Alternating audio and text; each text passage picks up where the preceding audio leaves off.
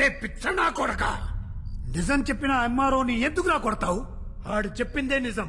నీ కూతురు ఇంట్లో నుండి వెళ్ళిపోయి ఇయాల్టికి సుమారు 5 నెలలైంది. అది ఇంకా ఇంట్లోనే ఉందని ఊరు జనాల్ని మొత్తం పరువు గురించి ఆలోచించాల్సిన అవసరం నీకు లేదు.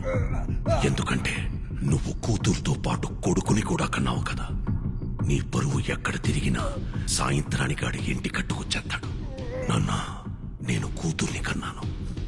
నా పరువు ఏ ఊళ్ళో తిరుగుతుందో తెలియకుండా ఈ ఊళ్ళో తిరగడం ఎంత కష్టమో నీకు తెలుసా? దొరికితే ఆడు సావాలా, లేదంటే నేను సావాలా? ఎటే కూడా వచ్చేసినావు. అరా ముసలే, జ్వరం ఉన్నదని ఏడకి రావద్దన్నాను కదా, ఎందుకు వచ్చా? ఇప్పుడు వెళ్ళలేదనుకో మళ్ళీ సాయంకాలం వచ్చి పడుస్తాను. చిట్టు రాసి మీ ముసలి దగ్గర